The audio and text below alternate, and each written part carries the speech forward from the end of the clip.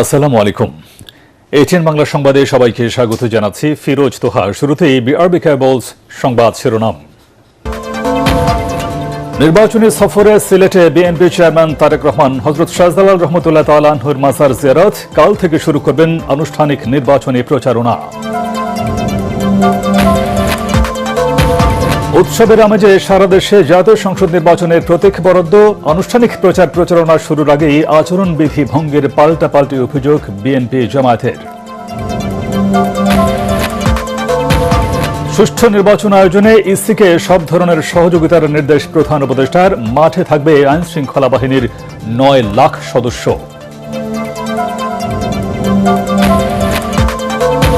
সরকারি কর্মচারীদের সর্বনিম্ন বেতন ২০,০০০ ও সর্বোচ্চ ১,৬০,০০০ টাকা করার সুপারিশ জাতীয় বেতন কমিশনের।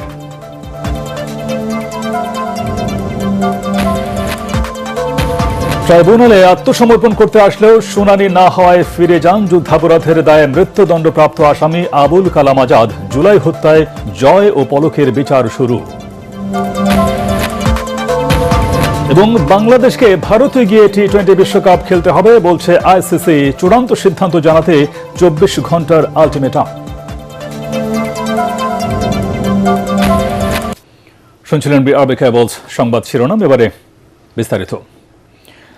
ভোটের আনুষ্ঠানিক প্রচারাভিযান শুরু করতে সিলেট বিমানবন্দর থেকে সরাসরি হযরত শাহজালাল ও শাহপরানের মাজার জিয়ারত করেন বিএনপি চেয়ারম্যান তারেক রহমান।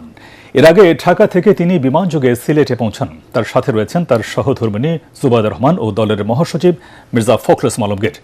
বিপুল সংখ্যক নেতাকর্মী রাস্তায় দাঁড়িয়ে ও মাজার প্রাঙ্গণে দলের চেয়ারম্যানকে স্বাগত জানান। মাজার জিয়ারত শেষে সিলেটের দক্ষিণ সুরমা উপজেলার সিলাম ইউনিয়নের বিরাইমপুর গ্রামে প্রয়াত শ্বশুর মাহবুব আলী খানের বাড়িতে যাবেন তিনি। সেখানে কিছু সময় অবস্থানের পর সিলেট শহরে গ্র্যান্ড সিলেটে রাত্রি যাপন করবেন। ২০০৪ সালের পর তিনি সিলেট সফর এলেন। এর আগে বুধবার সন্ধ্যায় গুলশানের বাসা থেকে সফর সঙ্গীদের নিয়ে তারেক রহমান হযরত শাহজালাল আন্তর্জাতিক বিমানবন্দর থেকে সিলেটের উদ্দেশ্যে রওনা করেন।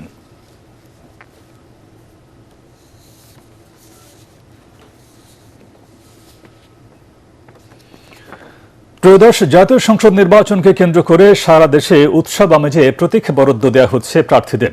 সেগুনবাগিচায় ঢাকা বিভাগীয় কমিশনারের কার্যালয়ে মহানগরীর ১৩টি আসনের প্রার্থীদের প্রতীক বরাদ্দ দেওয়া হয়েছে। এ সময় আচরণবিধি লঙ্ঘন নিয়ে পাল্টাপাল্টি অভিযোগ করেন প্রার্থীরা। একই সাথে ভোটের পরিবেশ নিয়ে উদ্বেগ ও প্রত্যাশার কথাও তুলে ধরেন তারা। রিপোর্ট করছেন মনির হোসেন তপু। চূড়ান্ত প্রার্থিতার পর এখন প্রতীক নিয়ে শুরু হচ্ছে চূড়ান্ত প্রচার যুদ্ধ। প্রতীক বরাদ্দকে কেন্দ্র করে রিটার্নিং কর্মকর্তার কার্যালয় প্রাঙ্গণ সরগরম। রাজধানীতে ঢাকা বিভাগীয় কমিশনারের কার্যালয়ে প্রতীক বরাদ্দ দেওয়া হয়। সেখানে মহানগরীর ১৩টি আসনের প্রার্থীদের প্রতীক বরাদ্দ দেন রিটার্নিং কর্মকর্তা। নিবন্ধিত রাজনৈতিক দলের প্রার্থীদের জন্য দলের নির্ধারিত প্রতীক বরাদ্দ দেওয়া হয়। আমরা আশা করি যে আইন শৃঙ্খলার বিষয়ে বড় ধরনের কোনো আশঙ্কা নেই। ব্যাপারে আপনারা ব্যবস্থা নিচ্ছেন?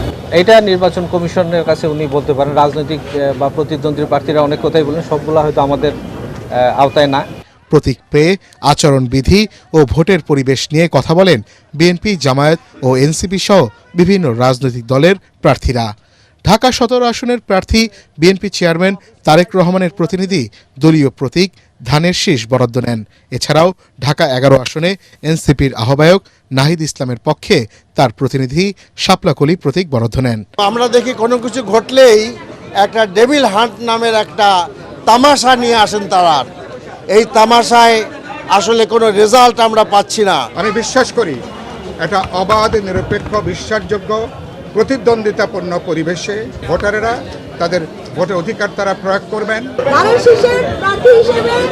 প্রথম নির্বাচনে আপনাদের সবার বিশ্বাস আর সমর্থন নিয়ে বিজয়ী হয়ে যেন আপনাদের পাশে থাকতে পারি, আপনাদের সকলকে সাথে নিয়ে কাজ করতে পারি। ঢাকা ১৭ আসনের তরুণ সমাজ থেকে শুরু করে সকলে জনাব তারেক রহমানকে ভোট দেওয়ার জন্য মুখিয়ে আছেন। আমরা আশা করি ভোটাররা ভোটের মধ্য দিয়ে বাংলাদেশকে নতুনভাবে গঠন করার ক্ষেত্রে, জাতীয় পুনর্গঠনের ক্ষেত্রে একটা বিশেষ ভূমিকা রাখবে। অন্যদিকে স্বতন্ত্র প্রার্থীদের জন্য নির্ধারিত ৫৬টি প্রতীক থেকে পছন্দ অনুযায়ী দেয়া হয় প্রতীক। ঢাকা ৯ আসনে স্বতন্ত্র প্রার্থী ডাক্তার তাসনিম জারা পান ফুটবল প্রতীক। আমরা যে এই রাজনীতিটা সামনে দেখতে চাই, স্বচ্ছতা এবং জবাবদিহিতার রাজনীতি, তার ভিত্তিতেই আমাদের ক্যাম্পেইন চলবে। প্রশাসন, সিটি কর্পোরেশন এবং বিএনপি মিলেমিশে একাকার। মনে হচ্ছে আমরা আওয়ামী দুঃশাসনের দিকে যাচ্ছি। ইলেকশন কমিশনের মেরুদণ্ড সোজা রাখবেন আপনারা, মানুষের উপরে ভরসা রাখবেন, কোনো দলের কাছে মাথা বিক্রি করবেন না, মেরুদণ্ড বিক্রি করবেন না। ঢাকা ৪ আসন থেকে ঢাকা ১৮ এই ১৩টি আসনে ১৩৭ জনকে প্রতীক বরাদ্দ দেওয়া হয়। বৃহস্পতিবার আনুষ্ঠানিক প্রচারণায় নামবেন প্রার্থীরা। নির্বাচন কমিশন এবং অন্তর্বর্তীকালীন সরকারকে ফাংশন করতে দিতে হবে। সেই জায়গায় রাজনৈতিক দলের দায়িত্ব আছে, নিশ্চয়ই রাজনৈতিক দল এবং প্রার্থীরা সেই কাজটি করবে। আমি এখনো পর্যন্ত কোনো ব্যত্যয় দেখছি না। মনির হোসেন তপু, এটিএন বাংলা, ঢাকা।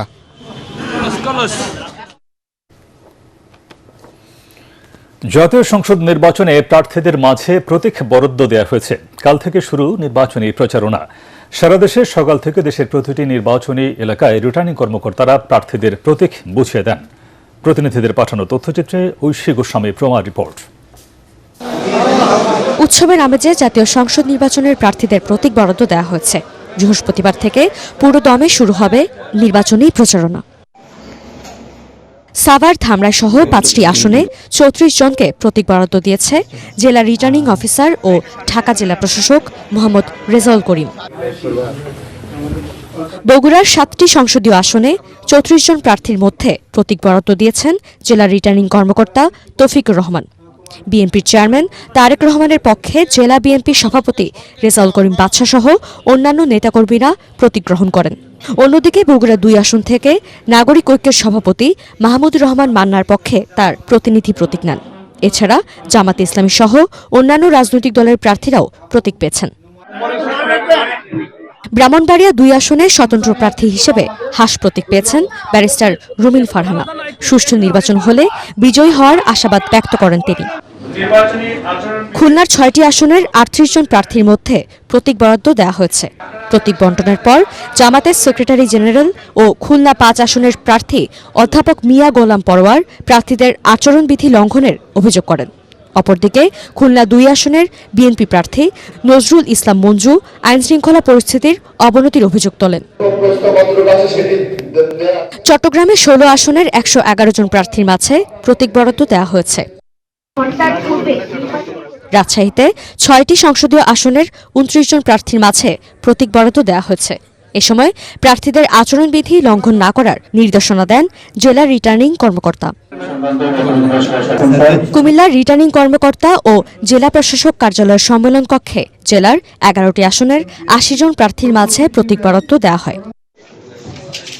নোয়াখালীর ৬টি নির্বাচনী আসনে বিএনপি, জামাত, এনসিপি ও স্বতন্ত্রসহ বিভিন্ন দলের ৪৭ জন প্রার্থীর মধ্যে প্রতীক বরাদ্দ দেওয়া হয়। বিএনপি প্রার্থী জয়নুল আবেদিন ফারুক সহ অন্যান্যরা এ সময় উপস্থিত ছিলেন। খাগড়াছড়িতে ১১ জন প্রার্থীর মধ্যে প্রতীক বরাদ্দ দেন জেলা প্রশাসক ও রিটার্নিং অফিসাররা। এ আসনে বিএনপির আব্দুল ওয়াদুদ ভুইয়ার বিপক্ষে ফুটবল প্রতীক নিয়ে লড়ছেন বিএনপির বিদ্রোহী প্রার্থী সমীরণ দেওয়ান। এছাড়াও দিনাজপুরে ৪০ জন, চাঁদপুরে ৩৫ সহ দেশের প্রতিটি জেলায় প্রতীক বরাদ্দ দেওয়া হয়েছে। বৃহস্পতিবার প্রচারণায় সরগরম হয়ে উঠবে সারা দেশ। ঐশী গোস্বামী প্রমা, এটিএন বাংলা। আনুষ্ঠানিক প্রচারণা শুরুর আগেই আচরণবিধি ভঙ্গের পাল্টাপাল্টি অভিযোগ করেছেন ঢাকা ১৫ আসনের জামায়াতে ইসলামী ও বিএনপি মনোনীত প্রার্থীরা। রাজধানীর আগারগাঁওয়ে ঢাকা ১৩ এবং ১৫ আসনের প্রার্থীদের মধ্যে প্রতীক বরাদ্দের পর রিটার্নিং কর্মকর্তার কাছে নির্বাচনের পরিবেশ ও নিরাপত্তা নিয়ে উদ্বেগ জানান তারা। এদিকে নির্বাচনের লেভেল প্লেইং ফিল্ড নেই দাবি করে প্রধান নির্বাচন কমিশনারের কাছে সুষ্ঠু পরিবেশ তৈরির আহ্বান জানিয়েছে খেলাফত মজলিস। ইমদাদুল্লাহ বাবুর রিপোর্ট। উৎসব মুখর পরিবেশে বুধবার রাজধানীর নির্বাচন প্রশিক্ষণ ইনস্টিটিউট ভবনে ঢাকা ১৩ এবং ১৫ আসনের প্রার্থীদের মধ্যে প্রতীক বরাদ্দ দেন রিটার্নিং কর্মকর্তা। এ সময় ১৩ আসনে নির্বাচনের পরিবেশ এবং নিরাপত্তা নিয়ে শঙ্কার কথা জানান প্রার্থীরা। কোন ধরনের নির্বাচনী প্রচারণা আমার তরফ থেকে, আমার পক্ষ থেকে হয়। ঢাকা ১৫ আসনে আলোচনায় উঠে আসে জামায়াত ও বিএনপি প্রার্থীর সমর্থকদের মধ্যে সংঘর্ষের ঘটনা। বিএনপির প্রার্থী শফিকুল ইসলাম খান বলেন, প্রচারণা শুরুর আগেই অর্থের বিনিময়ে নারী ভোটারদের টানছে জামায়াত। আর জামায়াতের প্রার্থী ও আমির ডাক্তার শফিকুর রহমানের পক্ষে এই তথ্য অমূলক বলে দাবি করেন দলের নেতারা। এছাড়া পীরেরবাগে সন্ত্রাসী হামলায় আহত নেতাকর্মীদের হাসপাতালে দেখতে গিয়ে জামায়াত আমির বলেন, একটি দল মব করে নির্বাচনী পরিস্থিতি ঘোলাটে করছে। আমরা নির্বাচন কমিশন এবং সরকারকে বলবো, যদি সত্যি আপনারা যে অঙ্গীকার করেছেন সুষ্ঠু নির্বাচনের, সেই অঙ্গীকার যদি আপনারা বাস্তবায়ন দেখতে চান, তাহলে আপনাদের দায়িত্ব আপনাদেরকে অবশ্যই পালন করতে হবে। ভিডিওতে একটি জিনিস উল্লেখ আছে যে নারী কর্মী বাসায় গিয়ে ভোটার আইডি সংগ্রহ এবং বিকাশ নাম্বার চেয়েছিল। পুরোপুরি একটি অসত্য তথ্য। বাংলাদেশ জামাত ইসলামী প্রথম থেকেই নির্বাচনী আচরণবিধি মেনে চলার ব্যাপারে আমরা সবচেয়ে বেশি দায়িত্বশীল ভূমিকা পালন করেছি। এ সময় সব পক্ষকে শান্ত থেকে আচরণবিধি কঠোরভাবে মেনে চলার আহ্বান জানান রিটার্নিং কর্মকর্তা। পারস্পরিক শ্রদ্ধাবোধ, সহনশীলতা এটি যেন বজায় থাকে। নির্বাচনী পরিচালনা করতে গিয়ে এমন কোনো পথ যাতে আমরা অবলম্বন না করি যাতে করে আমাদের এই সম্পর্কের অবনতি হয়। এদিকে নির্বাচনের সুষ্ঠু পরিবেশ নেই বলে অভিযোগ করেছেন খেলাফত মজলিস নেতারা। আমরা দেখছি যে কোন দলের দলীয় প্রধান এবং তাদের দলের পক্ষ থেকে যে সমস্ত বক্তব্য, যে সমস্ত কথাবার্তা আসছে এবং মিডিয়াতেও আসতেছে, সেগুলোর ব্যাপারে তেমন কোনো অ্যাকশন দেখা যাচ্ছে না। এতে বোঝা যায় যে লেভেল প্লেইং ফিল্ড এখন নেই। এদিন ঢাকা 13 আসনে 9 জন এবং 15তে 8 জন বৈধ প্রার্থীর হাতে প্রতীক তুলে দেন রিটার্নিং কর্মকর্তা। বৃহস্পতিবার থেকে শুরু হয়ে 10 ফেব্রুয়ারি সকাল পর্যন্ত চলবে নির্বাচনী প্রচারণা। ইমদাদুল্লাহ বাবু, ATN বাংলা, ঢাকা। ত্রয়োদশ জাতীয় সংসদ নির্বাচনে আইন শৃঙ্খলা বাহিনীর 9 লাখ সদস্য মাঠে থাকবে। সুষ্ঠু নির্বাচন আয়োজনে ইসিকে সব ধরনের সহযোগিতা করার নির্দেশ দিয়েছেন প্রধান উপদেষ্টা doctor Mohammad Yunus. Foreign service একাডেমিতে এক ব্রিফিংয়ে একথা জানান প্রেস সচিব শফিকুল আলম। জাতীয় নির্বাচনের সাথে গণভোট হওয়ায় এবার ভোট গণায় দেরি হবে বলেও জানানো হয়। বিস্তারিত জানাচ্ছেন ইয়াসিন রানা। রাষ্ট্রীয় অতিথি ভবন যমুনায় ত্রয়োদশ জাতীয় নির্বাচন ও গণভোটকে সামনে রেখে আইন শৃঙ্খলা বাহিনীর উচ্চ পর্যায়ের কর্মকর্তাদের সাথে বৈঠক করেন প্রধান উপদেষ্টা ডক্টর মোহাম্মদ ইউনূস। এ সময় তিনি বলেন, নির্বাচনের বিষয়ে ইসিকে সব ধরনের সহযোগিতা করবে সরকার। এই নির্বাচন ভবিষ্যতের জন্য আদর্শ হবে বলেও জানান তিনি। এ নিয়ে পরে ব্রিফ করেন প্রেস সচিব শফিকুল আলম। এটা যাতে আমরা গর্বের সাথে বলতে পারি যে খুব ভালো একটা ইলেকশন হয়েছে, যা কর্মযোগ্য হচ্ছে এটাকে আরো কত বেটার করা যায় সে বিষয়ে উনি জোর দিয়েছেন। আর উনি বলেছেন যে ইলেকশন কমিশনকে এই ইলেকশনের বিষয়ে যত ধরনের সহযোগিতা লাগে এটা গভর্নমেন্ট থেকে পুরোপুরি সহযোগিতা দেওয়া হবে। নির্বাচনে 9 লাখ আইন শৃঙ্খলা বাহিনীর সদস্য মোতায়েন এবং নির্বাচনের আগে ও পরে 7 দিন 1700 ম্যাজিস্ট্রেট দায়িত্ব পালন করবে বলেও জানান শফিকুল আলম। পুরো কেন্দ্রগুলো তো সিসিটিভি এর মাধ্যমে, বডি অন ক্যামেরার মাধ্যমে পুরো এটা ন্যাশনালি কানেক্টেড থাকবেন। আর ঠিক ওই এলাকায় স্ট্রাইকিং ফোর্স হিসেবে আর্মি থাকবেন, আর্মি সশস্ত্র বাহিনী, তো তারা একদম পাশেই থাকবেন। আপনি জাস্ট এমন হতে পারে একটা জায়গায় কোনো ট্রাবল হলো 5 মিনিটের মধ্যে তারা রেসপন্ড করতে পারবেন। রেকর্ড পরিমাণ 9 লক্ষ থাকছেন আইন শৃঙ্খলা বাহিনীর সদস্য। ভোট গণনায় এবার দেরি হবার কথাও জানান প্রেস সচিব। আজকে জানানো হয়েছে যে ভোট গণনা, এটার কারণ হচ্ছে আপনারা জানেন যে শুধুমাত্র তো ইলেকশনই হচ্ছে না, সাথে একটা রেফারেন্ডামও হচ্ছে। তো ফলে এইটা 2টা ভোট কাউন্টি একসাথে চলবে। হ্যাঁ, তারপরে সাথে আছে পোস্টাল ব্যালট। তো এই জন্য কিছু ক্ষেত্রে ভোট গণনার একটু দেরি হতে পারে। নির্বাচনের দিন নিরবিচ্ছিন্ন বিদ্যুৎ সরবরাহের নির্দেশ দেয়া ও ভোট কেন্দ্রে বিশৃঙ্খলা এড়াতে প্রায় 26,000 বডি অন ক্যামেরা ব্যবহারের কথা জানানো হয়। এবার 51 দল ও স্বতন্ত্র মিলে 1858 জন প্রার্থী নির্বাচন করছেন। 300 আসনে ইলেকশন হবে। ইয়াসিন রানা, ATN বাংলা, ঢাকা। আকিজ ইস্পাতের টেনসাইল স্ট্রেংথ 700 MPa, অর্থাৎ ভালো মানের রডের থেকেও 12% বেশি, মানে অধিক শক্তিশালী আর দীর্ঘস্থায়ী। আকিজ ইস্পাত, committed two quality. Postal vote BD অ্যাপের মাধ্যমে বিকেল 5টা থেকে সংসদ নির্বাচন ও গণভোটের ভোট দিতে পারবেন প্রবাসী বাংলাদেশিরা। বুধবার সকালে নির্বাচন কমিশনের out of country voting OCV system development and implementation প্রকল্পের team leader brigadier general Salim Ahmad Khan এই তথ্য নিশ্চিত করেছেন।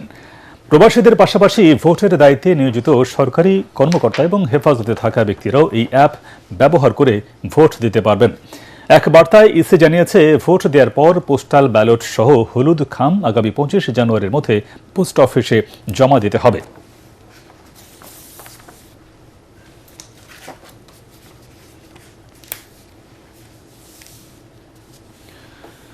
কমিশন সরকারি কর্মচারীদের জন্য 20 পে স্কেলে সর্বনিম্ন বেতন স্কেল 8,250 টাকা থেকে বাড়িয়ে 20,000 টাকা এবং সর্বোচ্চ বেতন স্কেল 78,000 টাকা থেকে বাড়িয়ে 1,60,000 টাকা করার সুপারিশ করা হয়েছে।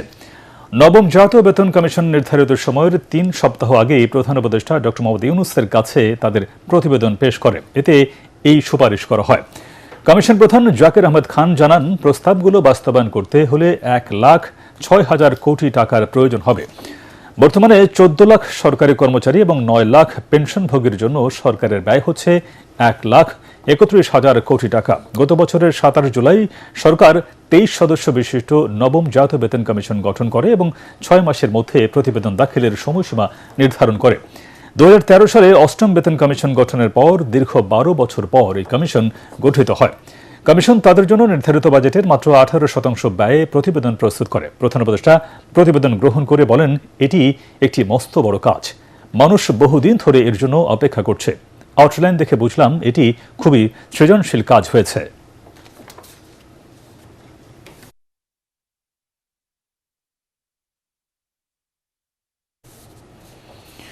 প্রায় 1.5 দশক পর অবশেষে আত্মসমর্পণের জন্য আন্তর্জাতিক অপরাধ ট্রাইব্যুনালে এলেন যুদ্ধাপরাধের মামলায় মৃত্যুদণ্ডপ্রাপ্ত আসামি আবুল কালাম আজাদ। আত্মসমর্পণ করতে ট্রাইব্যুনালে আসলেও শুনানি না হওয়ায় বাসায় ফিরে যান তিনি। এদিকে জুলাই হত্যাযজ্ঞের মামলায় ক্ষমতাচ্যুত প্রধানমন্ত্রী শেখ হাসিনার ছেলে সজীব ওয়াজেদ জয় ও সাবেক আইসিটি প্রতিমন্ত্রী জুনায়েদ আহমেদ পলকের বিচার শুরুর আদেশ দিয়েছেন ট্রাইব্যুনাল 1। আর র্যাবের গোপন বন্দিশালায় গুম করে নির্যাতনের মামলায় সূচনা বক্তব্য উপস্থাপনের পর রাষ্ট্রপক্ষে প্রথম সাক্ষী হিসেবে সাক্ষ্য দিয়েছেন গুমের শিকার ব্যারিস্টার আরমান। বিস্তারিত হুমায়ুন চিশতির রিপোর্টে।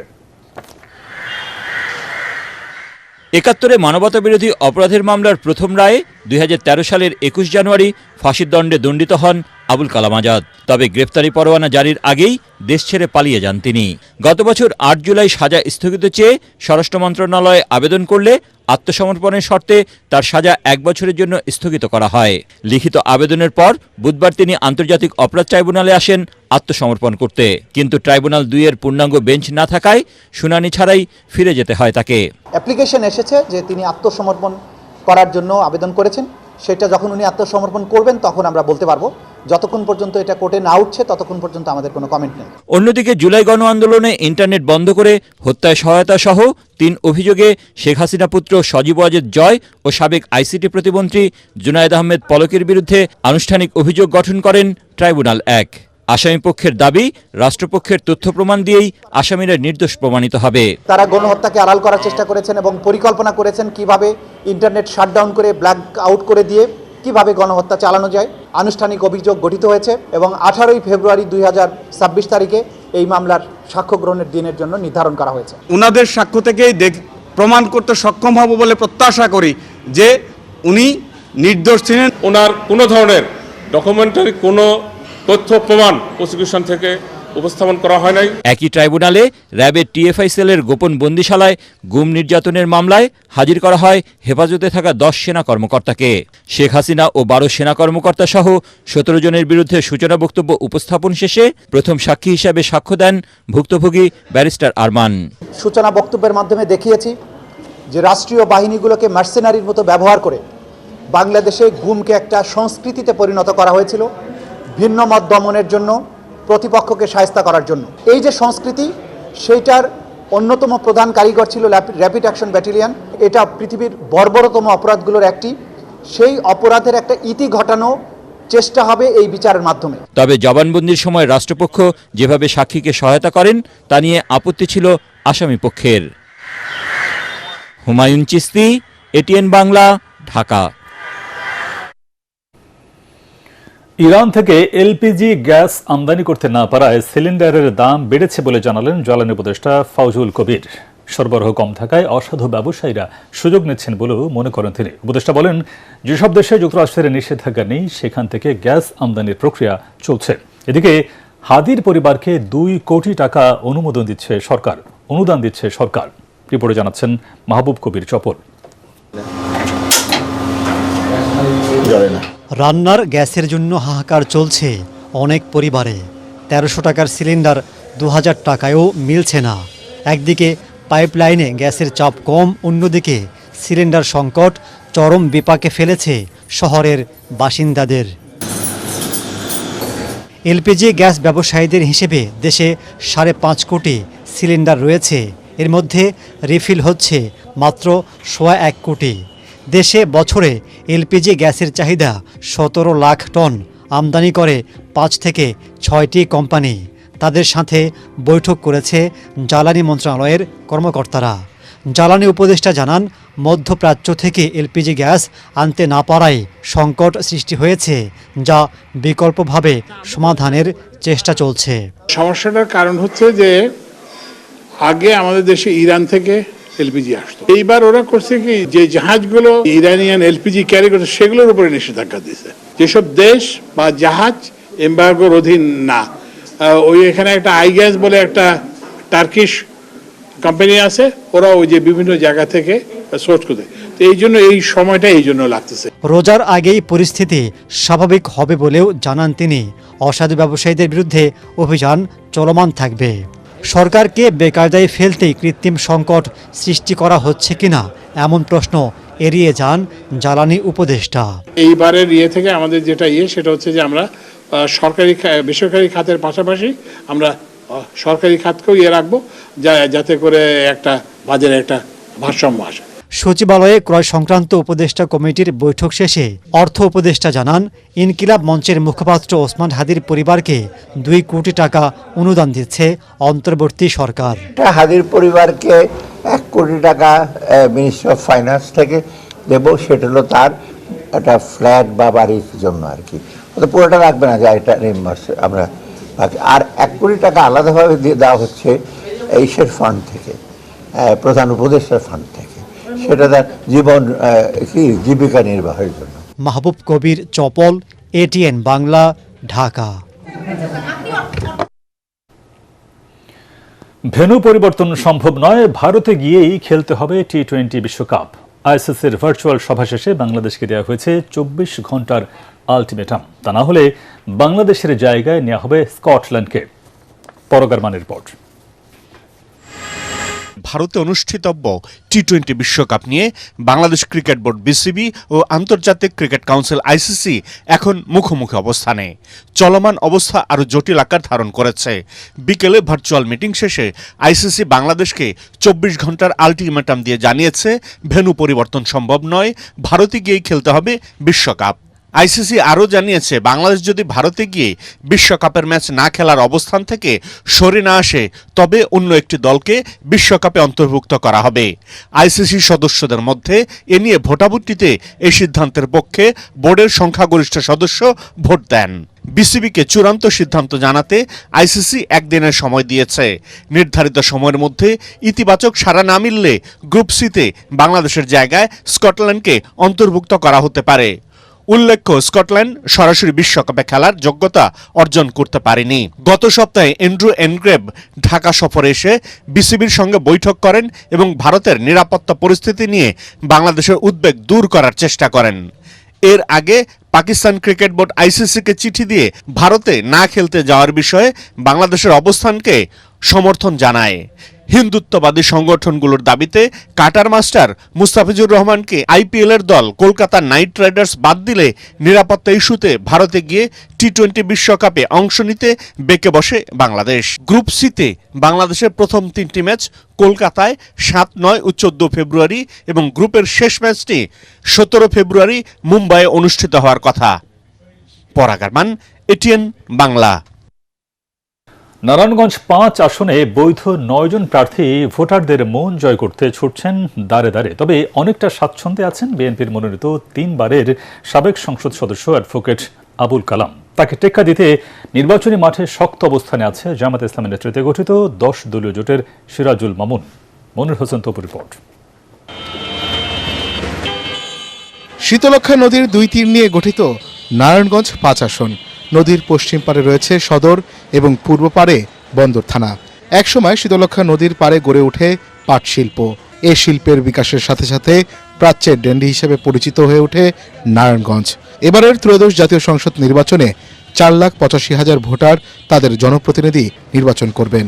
এবারের নির্বাচনে বিভিন্ন দল এবং স্বতন্ত্র প্রার্থী হিসেবে 9 জন প্রতিদ্বন্দ্বিতা করছেন। আসনটাতে আমি ছিলাম এবং আছি, এই জনসমাজের কিন্তু আমিও একজন। এই সমাজ যা দুর্ভোগ করছে তার মধ্যে আমিও একজন এই দুর্ভোগের সাথী। অতএব আমি যখন মুক্তি পাবো এই চিন্তা করে আমি বলবো যে আমার নারায়ণগঞ্জের বাসী যারা আছে নারায়ণগঞ্জ পাচ্ছে তারা আমার দিকে তাকাই আছে। আমি ইনশাল্লাহ আমার দায়িত্ব যথাযথ ইমানের সহিত পালন করতে সক্ষম হবে ইনশাল্লাহ। আমি তো যতটুকু ঘুরে দেখি আর কি, যে খুবই পজিটিভ আমার কাছে মনে হচ্ছে। তবে কেউ প্রকাশ্যে কেউ অপ্রকাশ্যে, পুরো জাতির একটা বড় অংশই কিন্তু এই পুরনো যে অবস্থাটা তারা চাচ্ছে না। তরুণদের যে আকাঙ্ক্ষাটা, এই আকাঙ্ক্ষাটা তারা আমাদের উপরে রাখতে চাইতেছে, এটা খুবই স্পষ্ট। It is very obvious. কাজে আমরা খুব ভালো একটা ফলাফলের আশা করছি। আলোচিত এই আসন থেকে ইসলামী আন্দোলন বাংলাদেশ, সিপিবি, গণসংহতি আন্দোলন, বাসদ, গণ অধিকার থেকেও প্রার্থীরা প্রতিদ্বন্দ্বিতা করছেন। মনির হোসেন তপু, এটিএন বাংলা, নারায়ণগঞ্জ। সালাম স্টিল ভোটের গাড়ি নিয়ে খুলনা 1 আসনে আছেন আমাদের সহকর্মী তরিকুল ইসলাম। তিনি জানাচ্ছেন সেখানকার নির্বাচনী হালচাল। সালাম স্টিল ভোটের গাড়ি নিয়ে আজ আমরা চলে এসেছি শিল্পনগরী খুলনাতে। আমরা রয়েছি খুলনা 1 আসনের চক্রাখালী মোড় এলাকাতে। আমরা এখানকার ভোটারদের সঙ্গে কথা বলেছি, জানতে চেয়েছি তাদের সমস্যার কথা, জানতে চেয়েছি আগামী নির্বাচন নিয়ে তাদের ভাবনাগুলো কি আছে। একটা সরকার আসুক, সেই সরকার যাতে আমাদের এই রাষ্ট্রকে সুন্দরভাবে চালায় এবং আমরা এখানে প্রায় সংখ্যালঘু মানুষ, আমরা ভোট আসলেই আমরা নিরাপত্তাহীনতায় ভুগি, যে কারা জিতলো না জিতলো আমাদের পরে একটা হুট করে একটা ঝামেলা আসে। আমাদের তাদের কাছে চাওয়া থাকবে আমাদের কৃষকের মূল্য যেন ধানের মূল্যটা যেন বৃদ্ধি পায় এবং সার ওষুধের দাম অনেক বেশি। আর আমাদের এখানে রাস্তাঘাট, নদী ভাঙন এবং রাস্তার কোনো উন্নতি খুবই কম। তারা মূলত যেটা বলছিলেন যে তারা এখানে যারা সনাতন ধর্মের মানুষ যারা রয়েছেন, নির্বাচনের পরে তাদের পরে এক ধরনের আক্রমণ বা বিভিন্ন প্রেশার করা হয়। তারা বলছিলেন আগামী দিনে যারাই যেন নির্বাচনের মাধ্যমে ক্ষমতায় আসে তারা যেন এলাকার শান্তি শৃঙ্খলা বজায় রাখার পাশাপাশি এলাকার উন্নয়নে কাজ করবে, এমনটাই তাদের প্রত্যাশা। সালাম স্টিল ভোটের গাড়ি থেকে খুলনা 1 আসন থেকে এই ছিল আমার কাছে সবশেষ। প্রয়াত প্রধানমন্ত্রী বেগম খালেদা জিয়া এদেশের মেয়েদের সবচেয়ে বেশি মূল্যায়ন করে গেছেন বলে মন্তব্য করেছেন নাটোর 2 আসনের বিএনপি প্রার্থী অ্যাডভোকেট এম রুহুল কুদ্দুস তালুকদার দুলু। নাটোরের নলডাঙ্গা উপজেলার মদনহাট পাবনাপাড়ায় স্থানীয় মহিলা দলের মতবিনিময় সভায় এ কথা বলেন তিনি। এ সময় দুলু আরও বলেন, বেগম খালেদা জিয়া দেশের প্রথম নারী প্রধানমন্ত্রী, যিনি মেয়েদের কথা চিন্তা করে মহিলা এবং শিশু বিষয়ক আলাদা মন্ত্রণালয় গঠন করেছিলেন, যার মাধ্যমে গরিব দুঃখী মহিলাদের কর্মসংস্থানের সৃষ্টি হয়েছে। আগামীতে বিএনপি ক্ষমতায় গেলে সবচেয়ে বেশি শান্তিতে থাকবে নারীরা, এমন কথাও জানান তিনি। সভায় দুলুর মেয়ে ব্যারিস্টার তাসনুফা তাবাসসুম রাত্রি, পিপল ইউনিয়ন বিএনপির নির্বাচন পরিচালনা কমিটির আহ্বায়ক হুমায়ুন শিকদার এবং মহিলা দলের নির্বাচন পরিচালনা কমিটির সভাপতি রাশিদা সুলতানা উপস্থিত ছিলেন। এই একমাত্র নেত্রী, বাংলাদেশের প্রথম প্রধানমন্ত্রী, মহিলা প্রধানমন্ত্রী, উনি এদেশের মেয়েদেরকে সবচেয়ে বেশি মূল্যায়ন করেছেন। আপনারা হয়তো অনেকেই জানেন না, বেগম খালেদা জিয়া বাংলাদেশের প্রধানমন্ত্রী হয়ে প্রথম বাংলাদেশের মহিলা বিষয়ক মন্ত্রণালয়, এই মহিলা এবং শিশুদের জন্য উনি আলাদা একটা মন্ত্রণালয় করেছেন। সরকার পরিবর্তনের সাথে যেন রোহিঙ্গা নীতির পরিবর্তন না হয় সে লক্ষ্যে জাতীয় রোহিঙ্গা কমিশন গঠনের তাগিদ দিয়েছেন বক্তারা। রাজনৈতিক দলের নির্বাচন ইশতেহারে জাতীয় নিরাপত্তা ও রোহিঙ্গা সমস্যার সমাধান শীর্ষক এই গোলটেবিল বৈঠকের আয়োজন করে Chittagong centre for regional studies Bangladesh, CPRSBD। চট্টগ্রামের সাউদার্ন ইউনিভার্সিটির সম্মেলন কক্ষে আয়োজিত বৈঠকের প্রধান অতিথি ছিলেন বিএনপির নির্বাহী কমিটির সদস্য ব্যারিস্টার মীর হেলাল উদ্দিন। সংগঠনের চেয়ারম্যান লিয়াকত আলী চৌধুরীর সভাপতিত্বে বৈঠকে প্রধান বক্তা ছিলেন চট্টগ্রাম বিশ্ববিদ্যালয়ের উপাচার্য অধ্যাপক ডক্টর কামাল উদ্দিন। প্যানেল আলোচক ছিলেন চট্টগ্রাম বিশ্ববিদ্যালয়ের সমাজ বিজ্ঞান অনুষদের dean professor doctor Enayetullah Patwari. বৈঠকে ধারণাপত্র উপস্থাপন করেন চট্টগ্রাম বিশ্ববিদ্যালয়ের রাজনীতি বিভাগের অধ্যাপক ও CPRSBDর নির্বাহী পরিচালক ডক্টর মাহফুজ পারভেজ। বৈঠকে আলোচকরা প্রতিবেশী দেশগুলোকে নিয়ে রোহিঙ্গা সমস্যার সমাধানের উপর গুরুত্ব আরোপ করেন। আর রোহিঙ্গা সমস্যার সমাধানে নির্বাচনে অংশগ্রহণকারী রাজনৈতিক দলগুলোর ইশতেহারে সুনির্দিষ্ট অঙ্গীকার অন্তর্ভুক্ত করার উপর গুরুত্ব আরোপ করা হয়। বৈঠকে সাউদার্ন ইউনিভার্সিটির ভারপ্রাপ্ত উপাচার্য ডক্টর শরীফ আশরাফুজ্জামান ছাড়াও বিএনপি, জামায়াত, এনসিপি, জনসংহতি আন্দোলন সহ বিভিন্ন রাজনৈতিক দলের নেতৃবৃন্দ, শিক্ষাবিদ, সাংবাদিক ও বিশিষ্টজনেরা বক্তব্য রাখেন।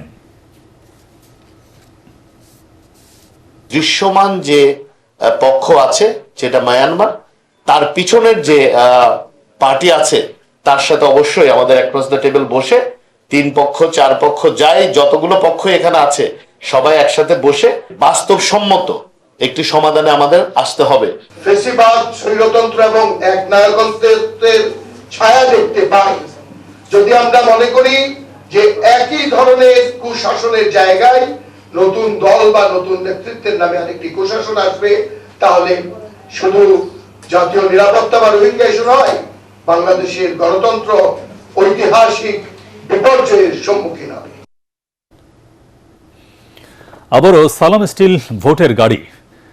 ঢাকা 18 সংসদীয় আসনে বইছে নির্বাচনের আমেজ। প্রতিদ্বন্দ্বিতা হবে মূলত বিএনপি ও এনসিপির প্রার্থীর মধ্যে। আনুষ্ঠানিক প্রচারণা শুরু না হলেও নানা প্রতিশ্রুতি নিয়ে যাচ্ছেন ভোটারদের কাছে। অন্যদিকে নির্বাচন নিয়ে এখনও শঙ্কা এলাকাবাসীর।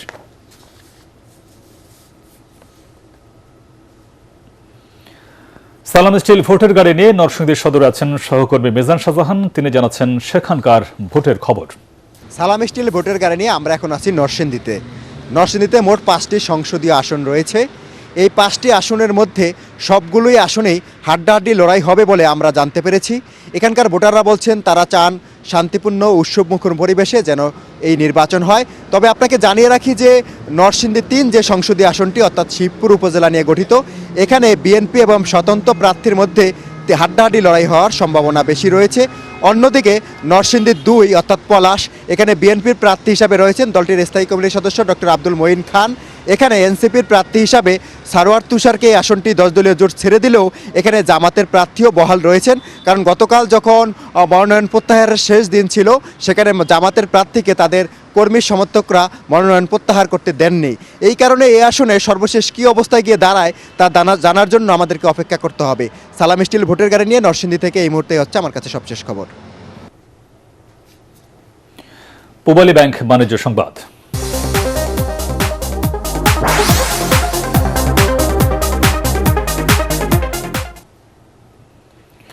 জাতীয় রাজস্ব বোর্ড NBR এর সক্ষমতা বাড়াতে এবং কার্যকর করতে স্বতন্ত্র বডি হিসেবে প্রতিষ্ঠা করার আহ্বান জানান অর্থনীতিবিদ অধ্যাপক রাশেদা তিতুমির। ত্রয়োদশ জাতীয় নির্বাচনের পর রাজনৈতিক সরকারের কাছে অর্থনৈতিক পুনরুদ্ধারে রাজস্ব চ্যালেঞ্জ ও সমাধান নিয়ে আলোচনায় তিনি একথা জানান। দেশের অর্থনৈতিক সমৃদ্ধির জন্য রাজস্ব আদায়ের পরিধি বাড়াতে হবে। এর জন্য বিনিয়োগ, উৎপাদন, কর্মসংস্থান বৃদ্ধির বিকল্প নেই বলে জানান তিনি। সভায় বক্তারা দেশের বাণিজ্যিক প্রসারে অর্থনৈতিক নানা প্রতিবন্ধকতা তুলে ধরেন। অর্থনীতিবিদ মাসরুর রিয়াজ বলেন, অতীতে রাজস্ব আদায়ের লক্ষ্যমাত্রা বাস্তবতার ভিত্তিতে না হয়ে রাজনৈতিক বিবেচনায় হয়েছিল। এবারে খেলার খবর।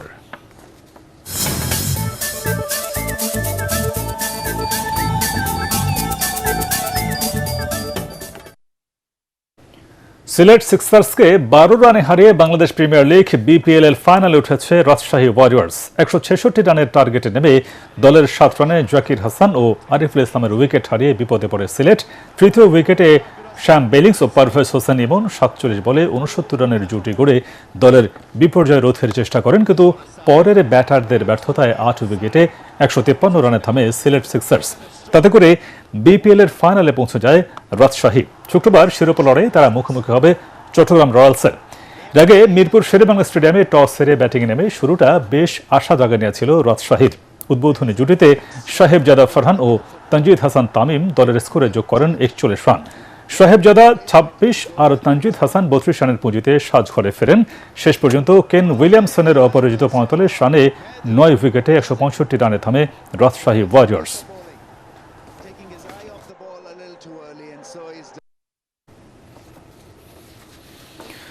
শেষ করার আগে বিআরবি কেবলস সংবাদ শিরোনাম আরেকবার।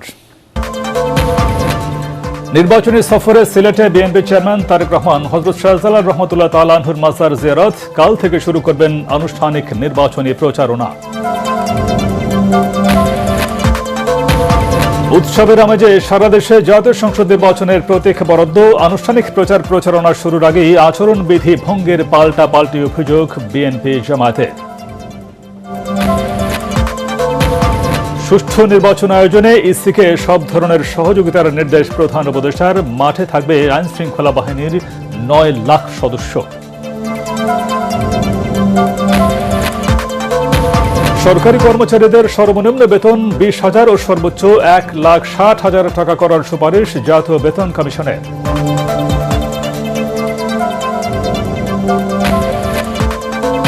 ট্রাইব্যুনালে আত্মসমর্পণ করতে আসলেও শুনানি না হওয়ায় ফিরে যান যুদ্ধাপরাধের দায়ে মৃত্যুদণ্ডপ্রাপ্ত আসামি আবুল কালাম আজাদ। জুলাই হত্যায় জয় ও পলকের বিচার শুরু।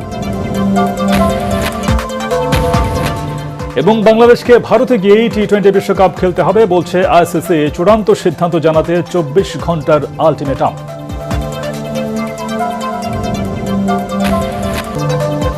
পরবর্তী সংবাদ দেখার আমন্ত্রণ জানিয়ে এখনকার মতো শেষ করছি। আর এটিএন বাংলার সংবাদ ইউটিউবে দেখতে ব্রাউজ করুন youtube.com/ATN Bangla News। ধন্যবাদ সবাই।